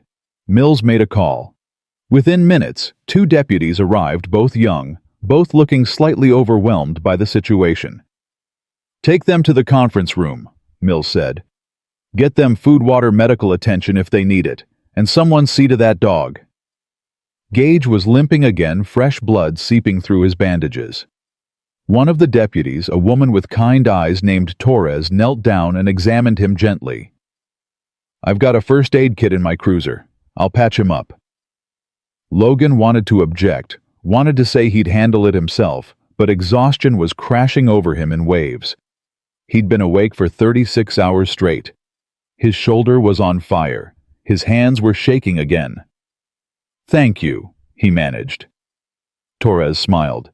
You did a good thing today. A hard thing. But good. They were led to a conference room with a table, chairs, and a coffee maker that looked older than Logan. He collapsed into a seat. Elise sat across from him, pulling her laptop out. I need to monitor the story, she said. Make sure it's spreading correctly. Make sure the right people are seeing it. Logan just nodded. Words felt too heavy right now. Torres returned with Gage. The dog's shoulder was freshly bandaged, and he seemed in better spirits. He curled up at Logan's feet, finally allowing himself to rest. There's a reporter outside, Torres said. National Network. Says she flew in from Chicago specifically to interview you. Already? Elise looked up. Your story's going viral. Twitter, Facebook, Reddit. Everyone's talking about it. Bradley Files is trending #1. Logan closed his eyes. It was working. The plan was actually working. The truth was out there, spreading faster than any conspiracy could contain it. His phone, returned to him by the deputies, started buzzing. Unknown number. He almost didn't answer, but something made him pick up. Logan Hart. The voice was female, older, shaking. This is Sarah Morrison. Logan sat up straight. Are you okay? Is your daughter? We're fine. Police showed up at the playground 15 minutes ago. Said there'd been a credible threat. They've taken us to a safe location. She paused. I saw the website. I saw my father's name in the files. I'm sorry. I know you didn't want to be involved. I was wrong.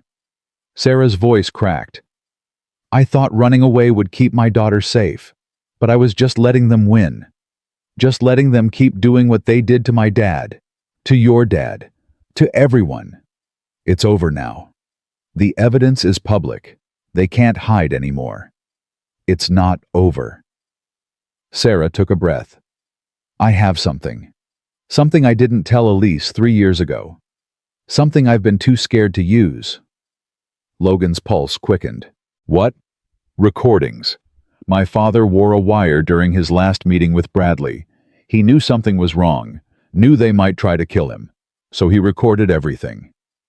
Jesus Christ, where are the recordings? Safe deposit box, First National Bank, St. Louis, box 847. The keys hidden in my father's gravestone. There's a hollow section behind his nameplate. Sarah, this could be the final piece. Direct evidence linking Bradley to— There's more. Sarah's voice dropped to a whisper. The recordings don't just have Bradley. They have other voices. People giving orders. People higher up the chain. Names you wouldn't believe. Who? I don't know all of them, but I heard one clearly, repeated several times. Senator Richard Carver. The room tilted. Senator Richard Carver, currently serving his 4th term, chair of the Judiciary Committee, one of the most powerful men in the state. Are you certain? My father said the name out loud, asked Bradley if Carver knew what they were planning to do to him. Bradley said yes, said Carver had approved it personally. Logan looked at Elise. She'd heard everything, her face pale. We need those recordings, she said. I'll get them, Sarah said. But not alone. I need protection, real protection. Federal marshals, not local cops. I'll make it happen, Logan promised. Sheriff Mills has connections. She'll arrange it. Okay. Sarah sounded steadier now, determined. My father spent his last days terrified, knowing they were coming for him, knowing he couldn't stop them. But he left me a way to finish what he started. I'm not wasting it. She hung up. Logan immediately went to find Sheriff Mills. Told her everything. Mills listened, her expression growing grimmer with each word. Senator Carver, she said finally, you understand what this means. If you're wrong, if those recordings don't exist, or don't say what Sarah Morrison thinks they say, you'll be destroyed. Sued into oblivion. Possibly charged with defamation. And if we're right, then we just climbed several levels above county corruption. This becomes a federal case. FBI, maybe even Justice Department. Mills picked up her phone. I'll call the U.S. Marshals, but understand something, Mr. Hart. Once we make this call, there's no taking it back. You're declaring war on some of the most powerful people in this state. They declared war on us 30 years ago, Logan said. We're just finally fighting back. Mills made the call. Within 2 hours, federal marshals had Sarah Morrison and her daughter in protective custody. Within 4 hours, they'd retrieved the recordings from the safe deposit box and confirmed their authenticity. And by nightfall, Senator Richard Carver's name was trending worldwide. The recordings were damning. Bradley's voice clear as day, discussing the murder of James Morrison. Carver's voice, responding, approving, offering resources. Other voices chiming in: county commissioners, judges, a state representative. A conspiracy that reached from county clerks' offices all the way to the state capitol. By midnight, the FBI had arrested 12 people. By morning, that number had grown to 37. Logan watched it unfold on the conference room television, too exhausted to feel triumph. Just relief. And grief for everyone who'd died before justice finally arrived. Your father would be proud, Elise said quietly. Logan thought about that. His father who'd died alone on a river road, believing he'd failed. Believing the truth would stay buried forever. He shouldn't have had to die for this, Logan said. None of them should have. No. But they didn't die for nothing. Because of them, because of what they tried to do, we knew where to look. We knew what to find. Torres appeared in the doorway. Mr. Hart, there's someone here to see you. Logan stood wary. Who? Says his name is David Chen. His father was Kevin Chen, one of the names in the ledger. A man entered, mid-30s, wearing a suit, carrying a briefcase. His eyes were red like he'd been crying. I saw the story, David Chen said. Saw my father's name, the autopsy report showing he was murdered. His voice broke. We thought he killed himself. We blamed ourselves. Thought we should have seen the signs, should have helped him. For 12 years we carried that guilt. I'm sorry, Logan said. Don't be. You gave us the truth. You gave us proof that it wasn't our fault. That he was murdered by people he trusted. David set his briefcase on the table. I'm an attorney. Civil rights law. I want to represent the families. All of them. Every person who lost someone to this conspiracy. We're going to sue everyone involved. County, state, every official who participated or looked the other way. We're going to make them pay. It won't bring anyone back, Logan said. No, but it'll make sure this never happens again, that no other families have to go through what ours did. David extended his hand. Thank you for refusing to let them bury the truth. Logan shook his hand. More people arrived over the next hours. Family members of victims, reporters, federal investigators. The conference room became a command center, everyone working together to untangle 30 years of corruption. And through it all, Gage slept at Logan's feet. The dog who'd refused to enter a haunted house, who'd sensed the evil buried in those walls, who'd led Logan to the hidden basement, the secret files, the truth that men had killed to protect. Good boy, Logan whispered, scratching behind the dog's ears. We did it. But even as he said it, his phone buzzed. One final text from an unknown number. You won the battle. But the war isn't over. We're still here. Still watching. And someday, when you're not expecting it, we'll finish what we started. Logan deleted the text. Let them threaten. Let them hide in shadows and plot revenge. Because the truth was out now. The light was shining into every dark corner, and darkness couldn't survive that. Not forever. Sheriff Mills appeared in the doorway holding a document. The Attorney General just issued a statement. Full investigation into every case connected to Bradley. Every property seized, every deed forged, every family displaced. They're reviewing all of it. Victims will receive restitution. The county's setting up a fund. How much? Elise asked. $50 million to start. More if needed. Mills looked at Logan. They want to talk to you. Official testimony. You'll need to walk them through everything you found. I'll do it. Whatever it takes. Good. Because this is going to take years to fully unravel. Years of trials, testimonies, investigations. Are you prepared for that? Logan thought about his father. About Rachel. About 17 names in a ledger and a 7-year-old girl who'd almost died because men in power couldn't accept accountability. I'm prepared, he said. And for the first time since buying that mansion for 50 cents, Logan Hart felt something other than rage or grief or exhaustion. He felt hope. The hope lasted exactly 3 days. On the 4th day, Logan received a call from Sheriff Mills at 6 in the morning. Her voice was tight, controlled, the kind of calm that came before a storm.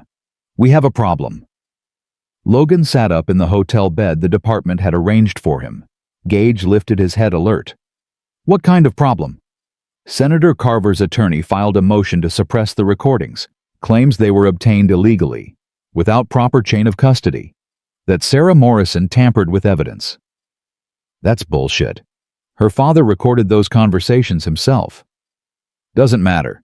Carver's got 3 former attorneys general backing his claim.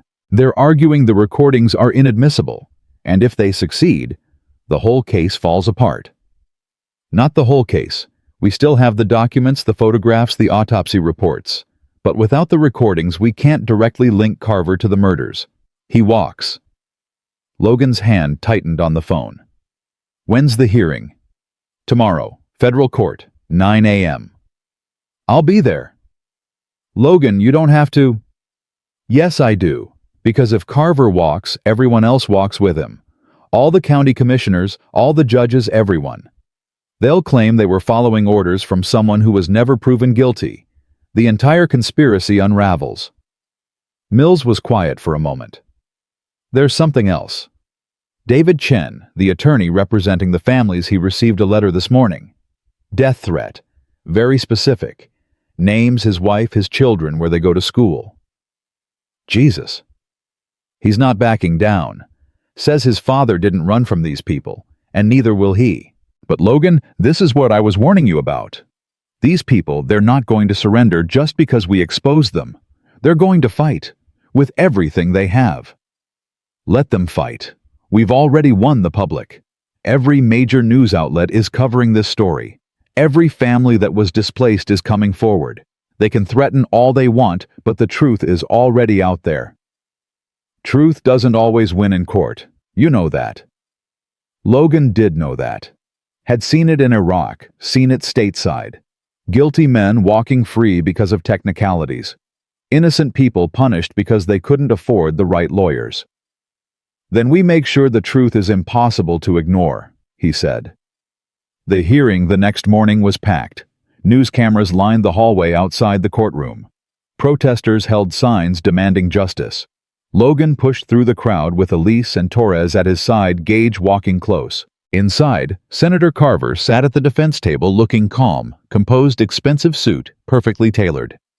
His legal team surrounded him 5 attorneys, all from prestigious firms, all probably billing $1,000 an hour. David Chen sat alone at the plaintiff's table, one legal pad and a worn briefcase. He looked small by comparison, outgunned. But when he met Logan's eyes, there was steel there, determination. The judge entered. Everyone stood. The Honorable Patricia Washington Federal District Court, with a reputation for being fair but ruthless. No nonsense, no games. "Be seated," she said. "I've reviewed the motion to suppress. Mr. Chen, you have evidence that James Morrison recorded these conversations legally." David stood. "Yes, Your Honor. Missouri is a one-party consent state. Mr. Morrison was a participant in these conversations. He had every legal right to record them. But the recordings were not turned over to proper authorities at the time," Carver's lead attorney said. "They were hidden for 12 years. Stored in a safe deposit box with no documentation, no witnesses to their authenticity. For all we know, they were fabricated." "That's absurd," David said. "We have voice analysis confirming. Voice analysis that could have been manipulated.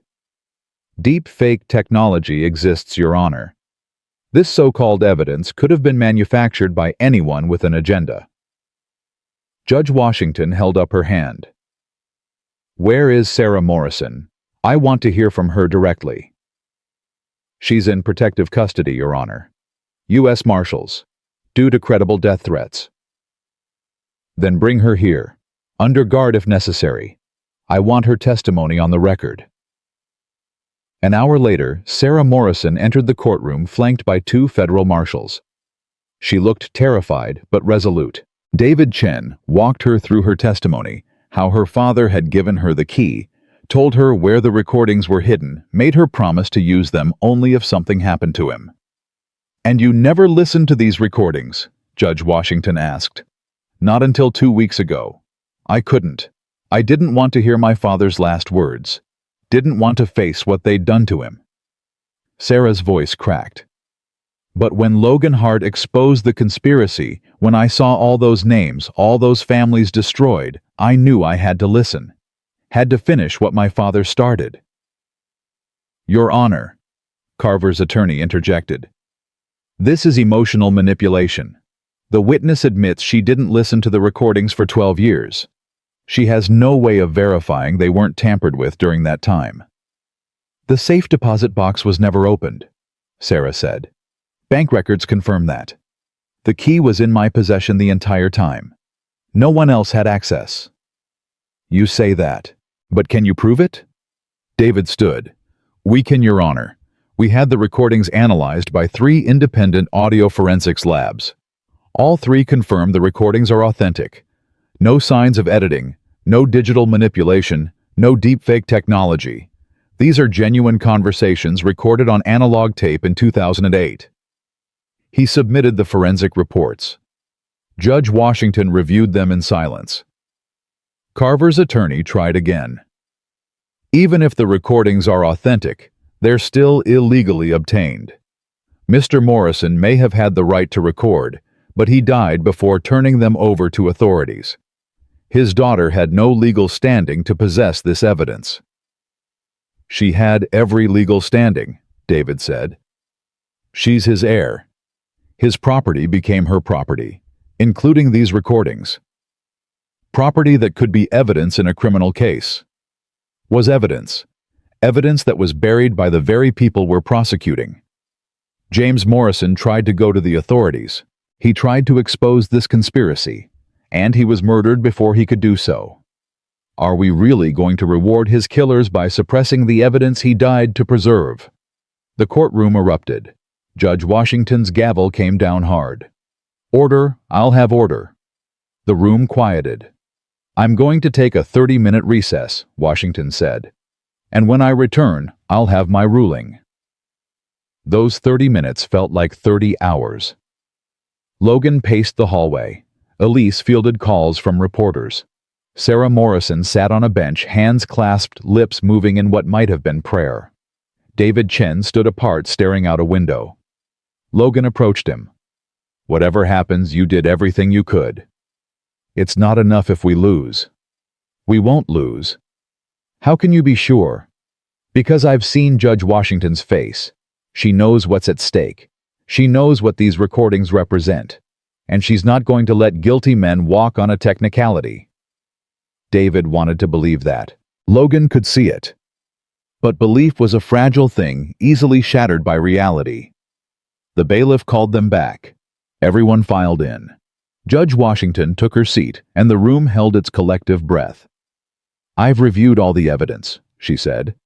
"I've considered the arguments from both sides. And I've reviewed Missouri law, federal law, and relevant case precedents." Carver's attorney leaned forward confident. "The motion to suppress is denied." The courtroom exploded. Reporters ran for the exits. Protesters cheered.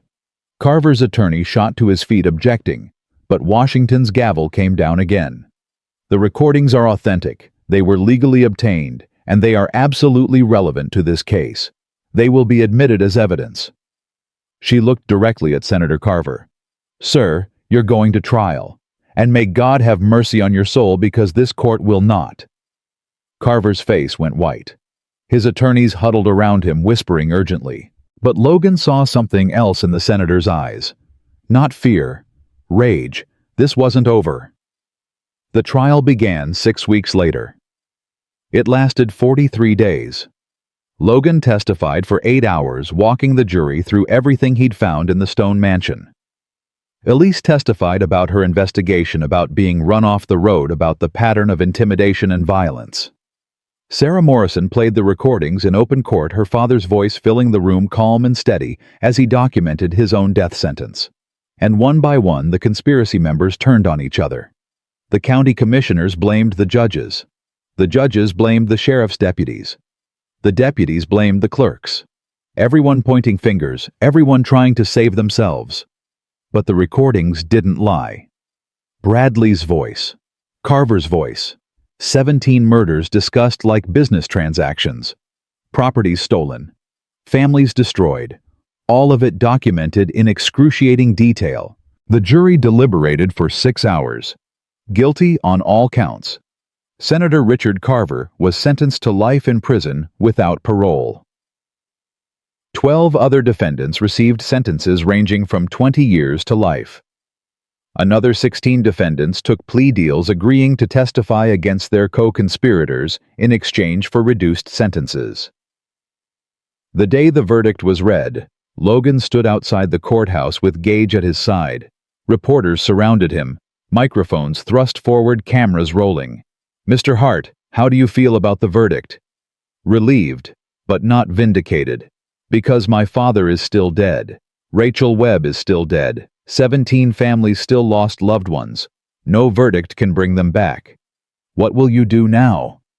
Logan looked down at Gage. The dog's muzzle was grayer than it had been 6 months ago. The injuries from their fight had healed, but age was catching up. They both carried scars that would never fully fade.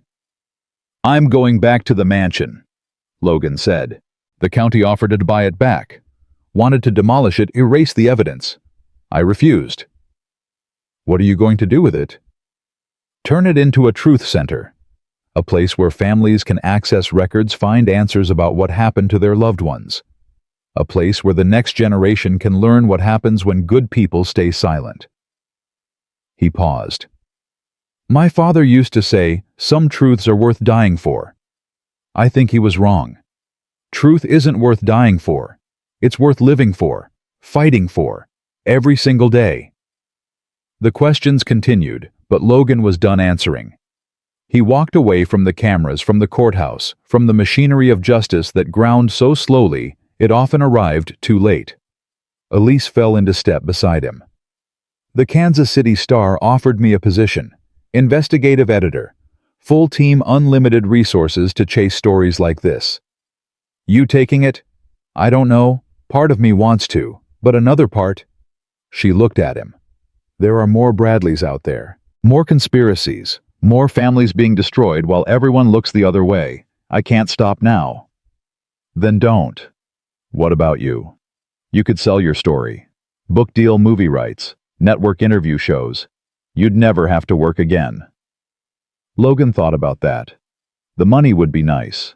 Security, comfort, everything his father never had. But his father hadn't fought for money. He'd fought because it was right, because silence was a form of surrender.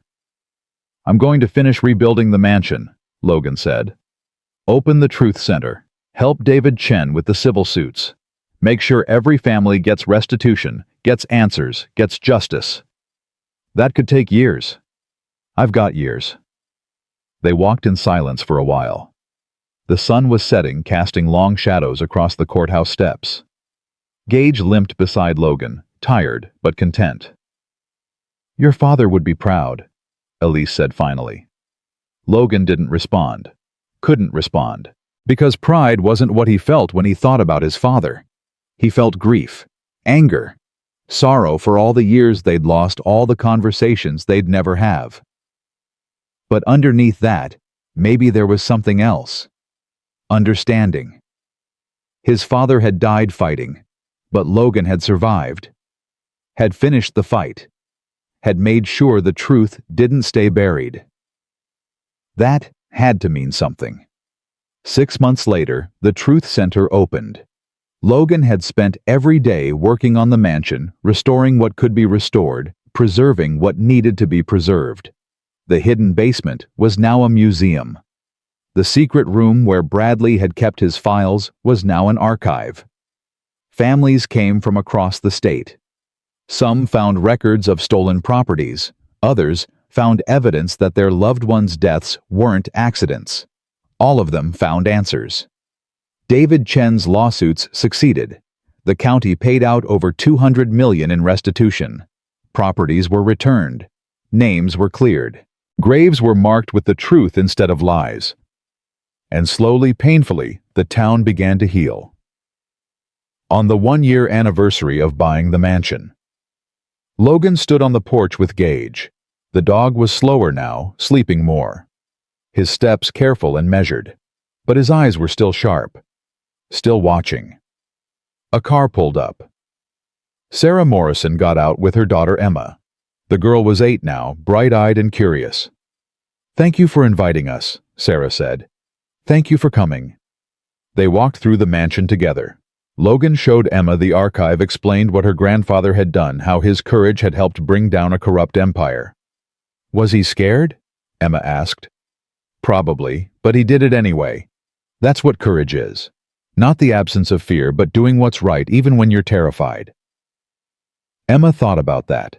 Then she knelt down beside Gage, scratching behind his ears. He's a good dog. The best. My mom says he saved your life. More than once. Then he's a hero, like my grandpa. Logan's throat tightened. Yeah, like your grandpa. More visitors arrived. Families who'd lost homes. Veterans who'd served with Logan overseas. Reporters who'd covered the story. By afternoon, the mansion was full of people, all of them connected by loss and survival, and the stubborn refusal to let injustice win. Elise found Logan on the porch as the sun set. You did it. Your father's dream, you made it real. We made it real, all of us. You think he knows wherever he is. Logan looked out at the property. Somewhere under this land, Bradley might be buried. Or maybe he'd fled, living under a false name, forever looking over his shoulder. It didn't matter. The truth had caught up either way. I think he knows, Logan said, and I think he's finally resting. That night, after everyone had left, Logan sat in the main room with Gage curled at his feet. The house was quiet, no longer haunted by secrets, no longer heavy with guilt. His phone buzzed. Unknown number. He almost ignored it, but something made him answer. Logan Hart. The voice was elderly, shaking. My name is Eleanor Bradley, Harold Bradley's mother. Logan's blood went cold. What do you want? To tell you the truth, the whole truth, about my son, about what he did, about who he worked for. She took a breath. I've been silent for 7 years, too scared to speak, too ashamed to admit what my son became. But I watched your trial, saw what you accomplished, and I realized silence is how they win. Where are you? Nursing home, St. Louis. I don't have much time left. Cancer. But before I die, I need to tell someone what I know. Need to make sure the truth doesn't die with me. I'll be there tomorrow. Thank you. And Mr. Hart. Your father. Miles Hart, he came to see me. 2 weeks before he died. Told me what Harold was doing. Begged me to help him stop it. I refused. Said I didn't believe him. But I did believe him. I just didn't have the courage to act. Her voice broke. I'm so sorry. For your father. For all of them. I'm so sorry. Logan closed his eyes. Tomorrow. Tell me everything. Let's finish this. He hung up and looked down at Gage. The dog was watching him, patient and steady. One more fight, Logan said. You up for it? Gage's tail wagged once. Logan smiled. His father had died alone, believing he'd failed. But he hadn't failed. He'd lit a spark that refused to go out, a spark that grew into a fire burning away 30 years of lies. And that fire was still burning, still spreading, consuming every dark corner, every hidden conspiracy, every powerful man who thought he was above justice. Bradley's mother had more names, more evidence, more truth waiting to be exposed. The mansion had been waiting 7 years for someone to discover its secrets, but it wasn't done yet. Neither was Logan. He stood Gage rising with him. Tomorrow they'd drive to St. Louis. Tomorrow they'd hear what Eleanor Bradley had to say. Tomorrow the fight would continue. Because truth doesn't hide forever. It waits. Patient and persistent. Until someone brave enough or stubborn enough refuses to look away. His father had been that person. Rachel had been that person. Sarah Morrison and her father had been that people. Now Logan was that person. And he wasn't walking away. Not ever. Because Gage hadn't barked for fear. He'd barked for truth. And truth, once awakened, never sleeps again. The stone mansion stood silent behind him, its walls no longer hiding secrets, but preserving them. A monument to every person who'd fought and died for justice. A promise that their deaths meant something. Logan Hart had bought a mansion for 50 cents. But what he'd found inside it, the truth, the fight, the refusal to surrender, that was priceless. And it was worth every scar, every sleepless night, every moment of terror. Because in the end, his dog had been right all along. Something inside that house was still breathing. Not a ghost, not evil. Hope. Stubborn, relentless, impossible to kill. And as long as people like Logan kept fighting, that hope would never die.